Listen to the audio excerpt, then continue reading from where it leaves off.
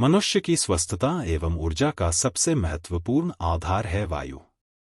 भोजन और जल के बिना कुछ दिन और महीनों चल जाता है, किंतु वायु के बिना जीवन संभव ही नहीं। और वर्तमान में सबसे अधिक दूषित कोई है तो वह है वायु। वायुमंडल की प्रदूषितता आज सबसे बड़ा प्रश्न है।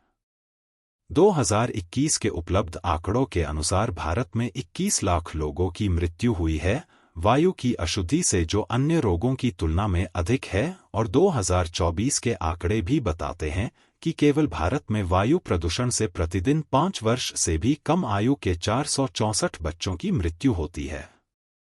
जो हमारी जीवनी शक्ति है, उसे ही हमने गंभीरता से नहीं समझा। वायु शुद्धि के विषय में आज हमारा चिंतन कितना चलता है और क्या है इसका समाधान?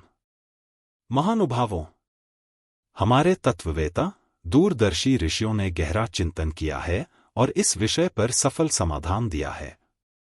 ऋषियों की सोच वैज्ञानिक रही है।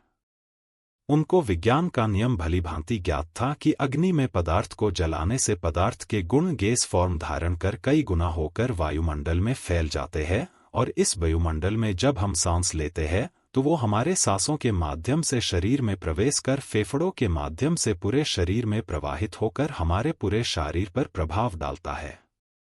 अगर उत्तम पदार्थों को अग्नि में डाला जाएगा तो शुद्ध वायु उत्पन्न होगी और शरीर पर उसका अच्छा प्रभाव पड़ेगा।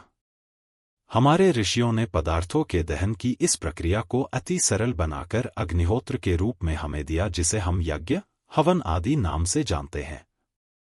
यह अग्निहोत्र केवल वायु शुद्धि का ही समाधान नहीं, अपितु सर्वांगीण रूप से शारीरिक, मानसिक, बौद्धिक और आत्मिक इन चारों स्तरों पर कार्य करता है, और वह भी पूरी वैज्ञानिकता के साथ। हमारी इस सनातन परंपरा रूप यज्ञ पर में विश्व के कई देश निरंतर अनुसंधान किए गए हैं और हो रहे हैं।